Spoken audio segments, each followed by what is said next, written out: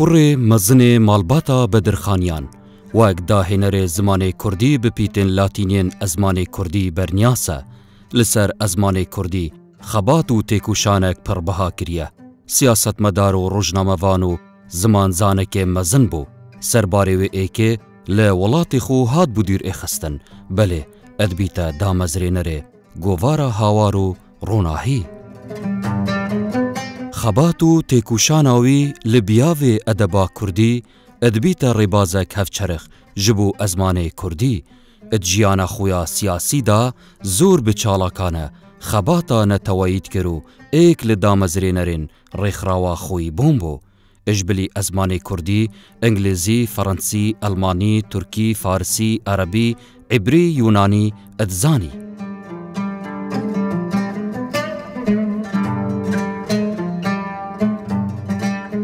Celadet Emîn Alî Bedirxan li 24,893 li bajêrê Estenbol çavên xwe bi jiyanê geşt ket.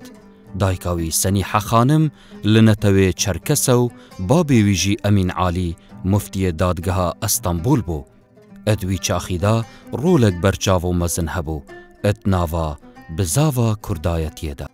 Ew li Estenbol dayik bû.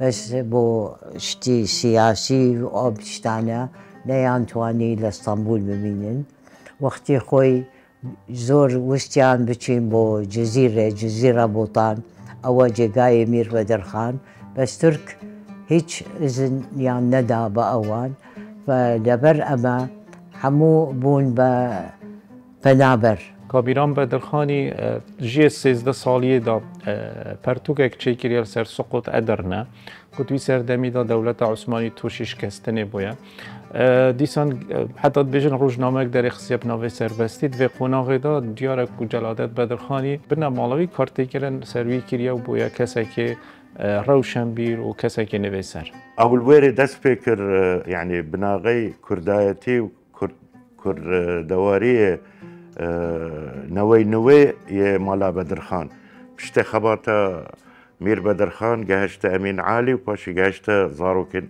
توی و بتایبت جلادت بدرخان و کامران بدرخان. وڵاتên serkeftî wek Brîtanya li Kurdistanê keftine cim û colê. Wî demê celadet edgel birayê xwe berif Kurdistanê hatin, efserek Brîtanî jî edgel dabû.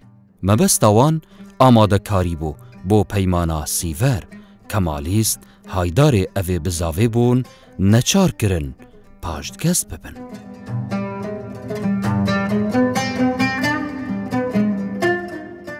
جلادت بدرخانی اندامه که چالاک بود و کمالات اب تایباتی کمالات عالی کردستان بریتانیا و دولت کازلهیز و خودان برجودید ناف دولت عثمانی دا گلک جارا ویا بهت کردستانی و تکلی کسین سیاسیین کرد بیتک شوانا می جرنوئل سردان کریب تایباتی بود استانبول بشتینگی سردان هندک دوری بوزانینا هست کردا برانبری یعنی هست کردا نتواتیک شوان کسید که تکلی و بزاوی بوی جلادت بدرخان و کامیران بدرخان و گلک کسیدی بوزانینا قناغه که برهف کرنا ام بیجین قناغه برهف کرنا سیور بوک او خالد 62 63 64 برهف کرین ما بستا بریتانیا زانینا هست کردا دوی باری دام.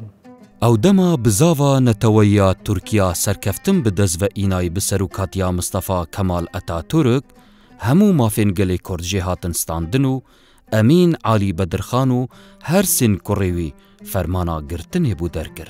Kemal Atatürk wan biryariya da ku bina mala me Bedirxaniya desteser bikin û îdînayê em kor û çalakiyê xwe bikin. Aha, dilverê vê me planek hebî do ew nekevine destê wan wan divê çê nebît. Bosta cê doxeya pêdiviya me planek hebît bû vê arîşê. وقتی Atatürk hat و çawa dixwast ku Tirkiye bes bo Tirka bit. دبيجي أبا كردة وأبا شركسة وفلانة لبر أما قالك نخوشي تشيكر بو كردة وإكشوان بدرخاني بون كدريان كرد وهرئك شوية جهد هرچند دەستپێکی پەیوەندیت مستەفا کەمال ئەتاتورکی و کوردات خۆشم ئەس پشتی هینگت گوهۆری نەکە بسەردا هاتیە دەمێتێتە سەر حکمی مستەفا کەمال ئەتاتورک تایبەتی پشتی 22 ئستانبولێت گیریت دەستە بگرتنا کۆمەڵێت کوردی ئەو کەسێت کوردیەک شوان کەسێت ئەvê کارتێکردن سەرهاتیە کرم تایبەتی بنەماڵە بەدرخانی و جەلادەت بەدرخان و تایبەتی بابوی ئەمین عالی بەدرخان ئەvê کارتێکردن هاتەکردن لساڵا 1925 بزاوا شێخ سەعیدê پîran li Bakurê Kurdistanê dest pê kir. Mîr Celadet bû pişikdarîkirin li evê şoreşê eb nihênî ji Almanya têt. Belê heta gehiştiye Kurdistanê şoreşê şikest îna bû. Bi hevkariya hindkoçeran carek din beref welatê Almanya dikevîte rê. Gelî avalan. Eger hatnamın bu veri al bu. Ku pişikdarî di şoreşa Şêx Seîdê Pîran da bikem. Belê pa tok ez geştîme verê şoreş bidimayî kat. Lema dê dubare sıfır meve. أوا صالي 22 23 باوكم ومامم كامران لقل أفسركي بريطاني هين ينهبوا يعني هاتو شو ينهبوا وشون أو وقتها شون بو تركيا بو مؤتمرك لبيه ينهبوا دەمێ بزاوا شێخ سەعیدی پیران پەیدا بیت هەوڵ دەت هەندێک ژێدەرت بێژن و هاتیە کوردستانê û meşq bi şervanan kirî hindێک bêjin demê gehiştî ev bizave bi dîma hatin ev diyare ku astî wê netewatî beref pêşe heta pişikdarî bizaveka netewatî da biket. Piştî Celadet li Almanya xwendina xwe bi dûmahîk înît beref welatê Misrê çît. Wî demê babê wî et seremergê dabû. Piştî babê wî koça dawiyê diket beref welatê Lubnan çît û li wêrê jî akin çît bît. باوكي أمين علي أو وقتها لمصر بو فلألمانيا شو بو مصر على أساس بابي خو ببينت لي بداخوا جيانيان زورنا خوش بو فلوي شو بو لبناني Celadet Bedirxan piştî 22 piştî Mustafa Kemal Atatürk hatiye ser hukmî beref Almanya çît li wêrê dest xandina xwe diket xandina xwe timam diket bi taybetî dibarê yasayê de. Wisa diyare ku piştî hingê waz serûberê babê wî têk çît beretê te Misrê careka dî beref xandina xwe timam diket taybetî xandina xwe ya bilind timam diket. Ta sala 1925 hewl det bête Kurdistanê 26 careka dî beref Libnanê çît li wêrê dest bi qonaxeka dî ya siyasî diket. Hevalan her wek ya diyar el snorê Tirkiye û Sûriya şoreşagirî nayê ya ferem ji beşdariyetê da bikên wek werkekê neteweyî. Yan quraşkeka dinyayê her bizaveka Kurdî bêtegirin herkes serman beşdariyetê da bike. Li rêkeftî 1927 li Lubnan Mîr Celadet pişikdarî di Kongera Damezrandina rêxistina xwîbûn da kir. Edgel komek li rûşinbîrên Kurd hind biryar derê xistin. Li wan biryaran piştgiriya bizava agirî li sinorên Sûriya û Tirkiye bû bi xebata çekdarî. Piştî serkeftin bi dest vene înay, Celadet berif şaxên Ararat çû, tevlî şoreşê dibît.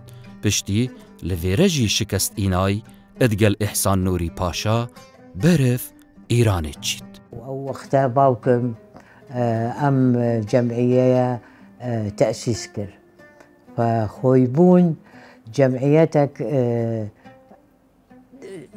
تجهشتي يعني زانستيبو فلبر أما دائستا كبحث كردادكن يا كمين شت بحثا خويبون دكن چونكو أو خويبونا زور شتي باش بو كرد إينا Celadet Bedirxan nebtene bizaveka siyasî belku bizaveka leşkerî kiriye û harîkariya şoreşa Ararat kiriye. Şahê Îranê Mihemed Reza Pehlewî da ku Mîr Celadet li bizûtnewa kurdatiyê Dîrbêxît daxwazê jê diket bibîte konsilê wan êk li welatên cîhanê. Belê Celadet evê daxwazê qebûl naket. Lewra her wî demî li Îranê jî hat derkirin. Bû demekê li Bexdad mîne. Belê Ingilîzan daxas lê kir ku Iraqê jî nemînît, neçard bît, carek din berev Sûriya biçît û dirêje pêdanê bi xebata xwe bidet. خوی دەیەویست ئەوانە لەوێ بن بەس بەحسی کورد و کورداتی نەکەن. بەداخەوە ئێمە زۆر ئەم شتانەمان دیوە لە ژیانی خۆ کە لەکوێ بچین نایانەوێت و ئەم بەحسا خۆ بکەن، بەحسا کورداتی، بەحسا تاریخی کورد بکەن و دەرکرا لەوێ. سەرنەکەفتنە بزاڤە ئارارەتی و سا دیارە لەگەل ئیحسان نوری پاشا بەرەف ئیرانê çin. وسا دیارە ku peywendî li gel şahê Îranê peydad bin wî serdemî û daxwaz jê tê tekirinê ku bibîte qonsal yan bibîte kesek yan rolekê siyasî bidenê. Bes wisa diyare ku siyaseta şahiya xirab beramberî Kurda ew vê çendê razî nabît û Kurdistana Îranê bi cih têlît yan Îranê bi cih bû mawekî tê te Bexda û piştî hingê givaştinê Brîtanya beref Şamê têtin. Li Rojavaya Kurdistanê bi hevkariya Binamala Cemîl Paşa û Hemzey Muksî û Hacû Axa komala harîkariya Belengazên Kurdistanê dat mezrîne. Wî demê Sûriya jêr desthalata intîdaba dagîrkeriya Fransa da bû. Çunku peywendiyên Fransa û Kemalîstan astekê baş dabû, fişar hatin kirin ku bihên derkirin. Wî demê li sala 1930 edgel çend roşinbîrên Kurd wek Zûremilê li Şamê akincî kirin. زۆر تێکلیاوی هەبوو گەل مالا جەمیل پاشا گەل مالا حاجۆ ئاغا حەسەن ئاغا حاجۆ مثلا یعنی دەهاتن مالی ئێمە اجتیماعیان دەکرد هەموو بۆ کورداتی و بەڕاستی زۆر شتێکی گرنگ بوو کۆ بتوانن ئەو وەختە کە سووریا لەژێر فەرەنسی بوون لەژێر ئەمە بوو دەیان توانی ئەم شتە بیکن. وسا دیارە وەزعی ئابووری خەڵکی gelekê bêserûber û muhîm Celadet Bedirxanî wek hestekê netewatî wek hestekê mirovayetî hewilda harîkariya van kesa bêtekirinê ev komala Belengazên Kurdistanê wî serdemî tê te damezranîn bû wekî dibêjin çavdêriya wan kesa xizmeta wan kesa ew ê Kurdistana bêjîniya Tirkiye veqetiyan bihêne Kurdistana Sûriye. Bê encambûna xebata siyasî û jêrdestiya welatên dagîrker, Celadet ji bo xebat û têkuşanê li dîv rêçkeka dîtir digerê. Gihişte wê bawerê ku Kurd pêtivî bi biyavê rûşinbîrîne, lewra dîv da dest havê te elîf û bên latîniyên Kurdî berhem tîne.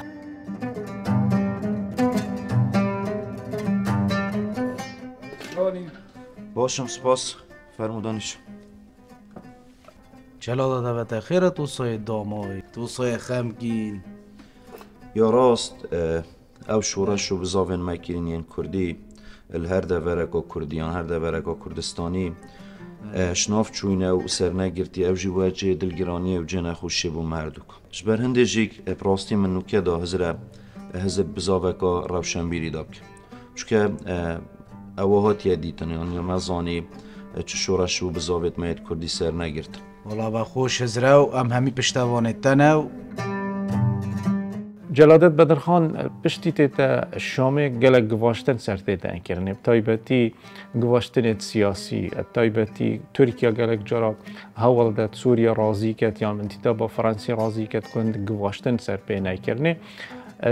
Vî serdemî de rast gelek cara heta serûberê wî yê xêzanî yan bêjin yê aborî ji tê kiçît ev givaştinên Sûriye û givaştinê bêjin ya Fransa li ser Celadet Bedirxanî di vî serdemî de ji ber hindê Celadet Bedirxan ji bilî ku karê rojane rewşenbîrî hewil de tindek cara karên rojane biget bû debara jiyara xwe.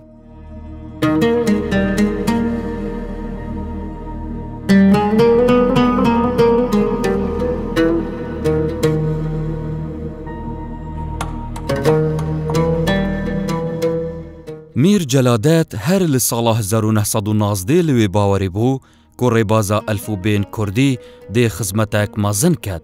Lewra li sala 1932 da ku ev êke biçîte di biyavê praktîkî da govara hawar دات مزرینه همو مانگه دو جماره بالافت کرن چند برپارک جی به ازمان فرانسی بون. جبلی خبات روشه بینی هاول دا الف به که کردی تیپت لاتینی دانید که اوه ایکش انجام خبات ویه گهشتی و هرچند سال 1919 گلک جارا برای خود دا میجر نویلی بود چی میجر نویل هندک تشتاد بیجید که هندک حرفا هندک پیتاد دانید که صانهیت نخواندنه. اما لمال کردی قسامان دکرد ولو قطاب خانه اما فرنسي بو عربي بو بس لمال هر كردي قسامان دكرت وزور كرد هاتم مالي اما وحمو بكردي قسامان دكرت لبر اما ام باش كردي هين بودا او وقت بابي مجي او الفابيه كردي بلاتيني كرت ويعني ام هين بونا چاوا بمسين چاوا بخينن گلک گرینگی بابت سیاسی نداینه بس گلک گرینگی بابت روشنبیری گلک کسل حکوم کرین اف کسین کل کردستان سوریه وی سردمیت آکنجی آن اوید هاتین بیشین کردستان سوریه جلادت بدرخانی هول ده وکی کمالایی که وکی جهی که کووان کس همیالی کم بکرد جلادت لهجمارا ایکی لگووارا هاوار درستیا ایکی دا بوی آوایی دست پید کر. هاوار دنگ زانینه زمان خوناسینه خوناسین بوم کردان ریکا ایکانه بو آزادی و سربخوبونه.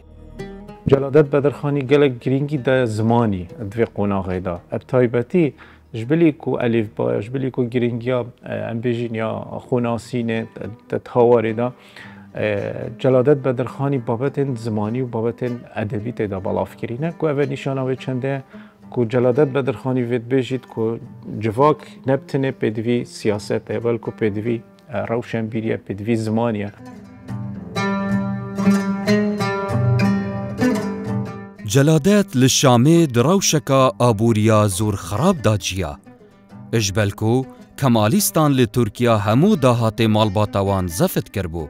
بنچاری و وک وانه بیش لوانه یا فرانسی واند گوتن. هر وصا کار پار زریه جید کر. تنه جور کبو کو بکت بنگه گوارا هوارو جه پیشوازیا مهوانانو جه جیانا خواه.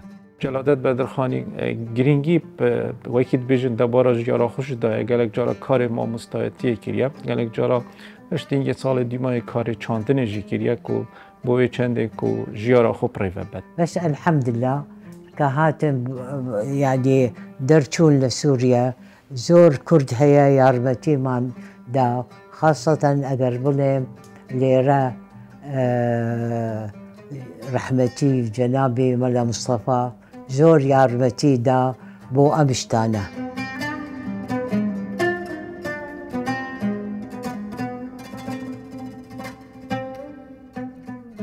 لسالا 1935 لشامه ادگل کچماما خواه روشن خانم خیزانه پیکت اینه سه زاروک بونه برهم اوه خیزانه بناوه جمشید و سینم خانو سفدر روشن گلک جارا هاری کاریوی کریه ادگووارا هاوار و روناهی دا گلک جارا پشکداری که روشن جی اکشوان راست کار ما مستایتیت کرد بس نویسرک و کرد چندین برهم هند باره خیزانی داد باره زانستی داد باره روشنبیری کردی داد کارتی کرد جلادتی سر کردان باید انجام چنده که دوروبر گواشتنه سر سوریا بکن یا حتی سر فرانسا بکن که جلادت بدرخانی گلک جارا جهوی بو جهه که دی بهت سورگوین کرن یعنی دوره که بو دوره که بهت دیر کرن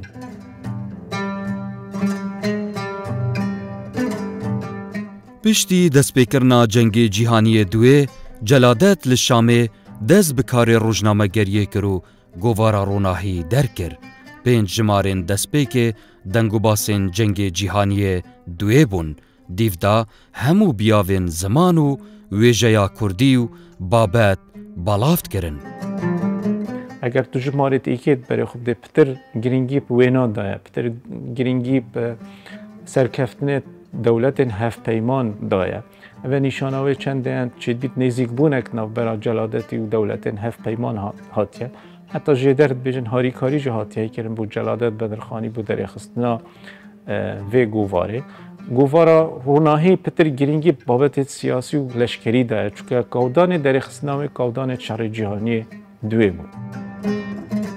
بسدم روشا خرابا آبوری لسال 1905 لگند هیجان کار کشتو کالیه کریه هرچند زور لحوالنوی اد زنگین بون اد ویا هفکاریاوی بکن بله اف ایکا نت هاتا پسند کرنش لای میر جلادتی و هول دن هاریکاریا جلادت بدرخانی بکن چون تایبتی هاریکاریت مادی بس جلادت بدرخان و کسی که نتوی و کسی که دویا اعتماد خود سر خوب بکن هول دا پروژه که چاندنا تیتنه بکن اکید تیتن پتوی آوه بیرک هاتا کولان حتی جه درد بجن گلک جارا جلادت چوه سر وی بیره و خمت خوب و بیره گوتینه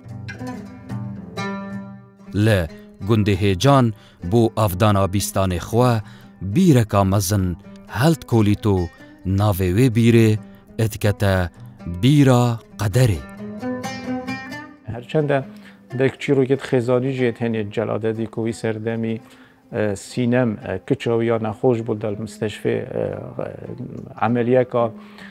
عملیه که کرد بس صد دیاره ویرا نگشت حتی جلادت بریه مستشفی الویل پریوه گیانه خوش دزدن بابي من جي أمري خديكر بوچي چونكو أو وقتا چو لهيجاني لوي كار دكر وكوتا ناو بيري میر جلادت 57 سالا جیان کر ل 15 هفت ل 1951 ل گنده هیجان کوچا داویت کد برخ با پیر خوا میر بدرخان ل گورستانا شیخ خالد نقشبندی ل شامه اتهید خاک سپاردن طبعا باری روشنبیری دا باری سیاسی دا چه باری بیت برای خود جلادت بدرخانی رول خواه بود اوه دیار بید کسی که وکی جلادت بدرخانی رنگ دوباره نبید اوه ناف وی بنامالی دا یا ناف کردا داشت بر هنده کارتیکرنا جلادت بدرخانی باری روشنبیری دا تو برای خود جلادت بدرخانی باری روزنامه وانی دا جلادت بدرخانی رول هم باری سیاست دا باری جوایکی دا جلادت بدرخانی نمونه ناف جواکی کردی داد ناف روشنبیری کرد داد بيري وهزار عيدي كاكا والله كاكا شتي نخوش يا بابي من چون أمري خوا كرد أو اشتكي نخوش بو كبكويت ناو بيري بوچي چنكو كار دكرد بو بارا بس دايكم معاشي هبو أو زور اشتكي نخوش بو بو إيماش منال بو كباو كمان لناو بير بكويت وأمري خوا بكات بس شتي باش كقوراوي لدمشق للاي بابي ريبي أمين مير بدرخان لتاخا كردا حي الأكراد أوجي باشا اشتاكا دشين بو دمشق يكسر دشين بو أبيه